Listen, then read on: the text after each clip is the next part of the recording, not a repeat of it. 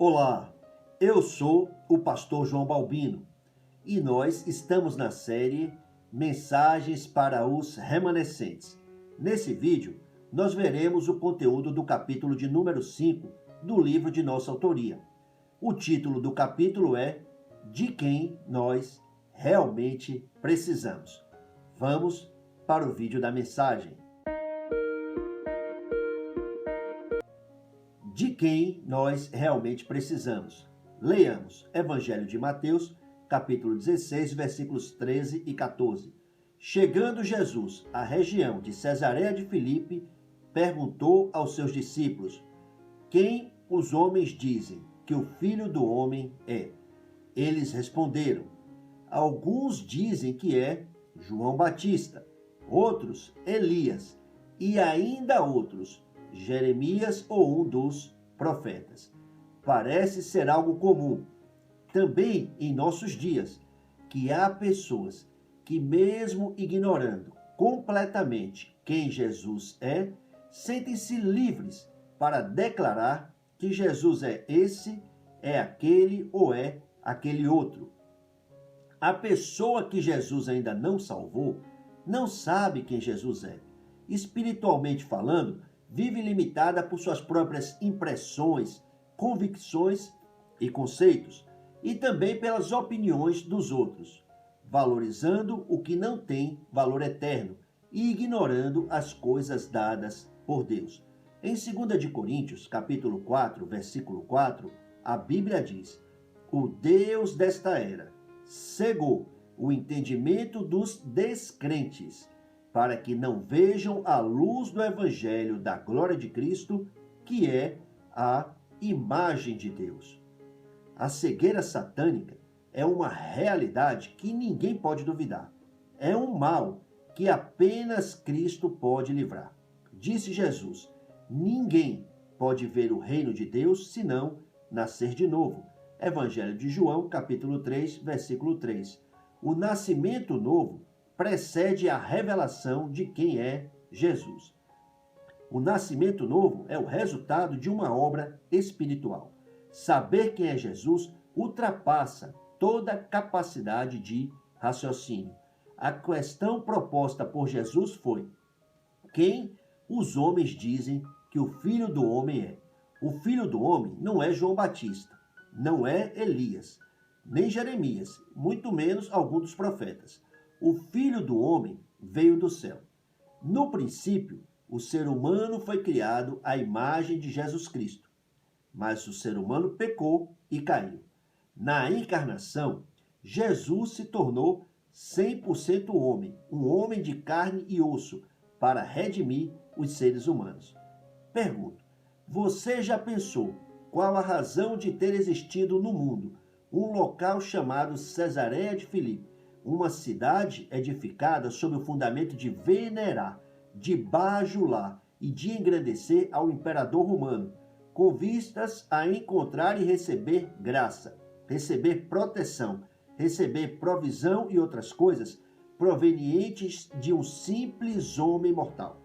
A razão de ter existido uma cidade chamada Cesareia de Filipe, a razão de ter existido os Césares, a razão de Roma ter dominado o mundo antigo, é a mesma razão, porque em nossos dias há povos e nações, há cidades, há edifícios, templos, há monumentos e outras coisas dedicados àquele ou àquela outra. Queda é a palavra que explica o fato de seres humanos não adorarem exclusivamente ao Deus vivo, como é devido, mas prestarem culto a diversas pretensas divindades.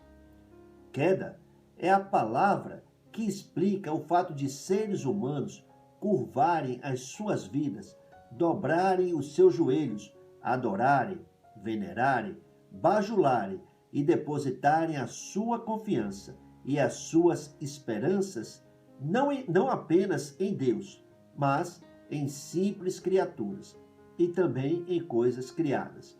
Queda é a palavra que explica a razão de existirem pessoas que tratam meros homens mortais como se fossem Deus, como se fossem a fonte capaz de lhe suprir em todas as suas necessidades. Necessidades de relacionamento, de paz, de alegrias, de provisão, de proteção, de esperanças, de economia e outras necessidades. É por causa do problema do Gênesis 3, porque o ser humano se encontra separado de Deus, que há idolatria, culto a falsos deuses, culto à personalidade, personalismo, não apenas culto a autoridades civis, mas também culto às estrelas do show business, culto a atletas e até mesmo, impressionantemente, culto a pastores, culto a cantores, culto a pregadores, culto a obreiros cristãos.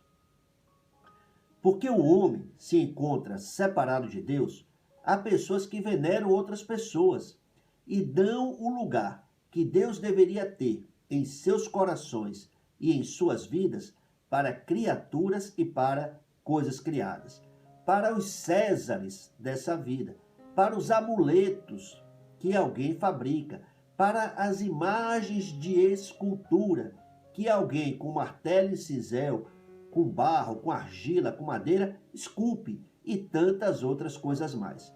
É por causa da queda que a humanidade se encontra dividida por questões de nacionalidade, dividida por questões de etnia, dividida por questões econômicas, dividida por questões culturais, dividida por questões de ideologia.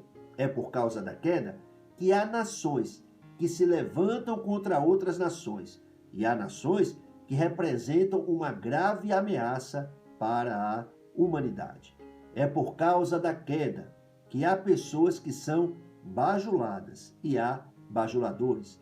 É por causa da queda que há injustiça, há tirania, há ricos e há pobres, há poderosos e há fracos, há opressores e há oprimidos, há exploradores e há explorados, há luxo e há pobreza.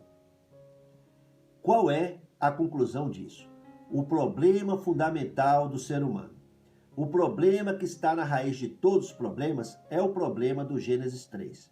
Resolvendo o problema do pecado original, resolvendo o problema da separação, resolve-se tudo, porque todo aquele que é reconciliado com Deus logo descobre, unicamente, diante de quem pode e deve dobrar os joelhos, diante de quem pode e deve dobrar a própria vida.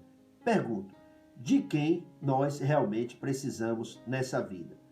Há uma interdependência entre os seres humanos, isso não se pode negar. Contudo, em termos absolutos, todos os seres humanos precisam de Deus, precisam de somente Jesus Cristo. Somente Jesus pode nos salvar do poder do pecado, do poder do mal e do poder da morte.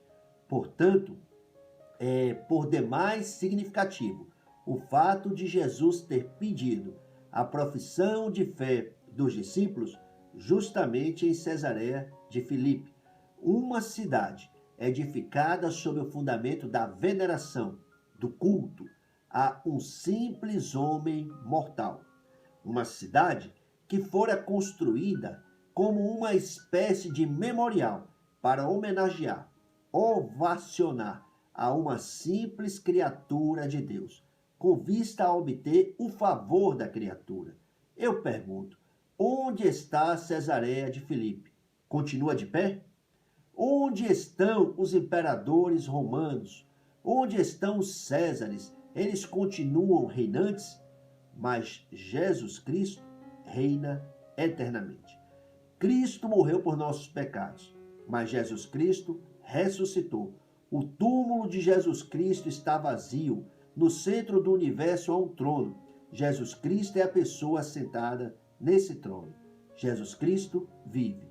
Portanto, coloque a sua confiança e a sua esperança em somente Cristo. Oremos.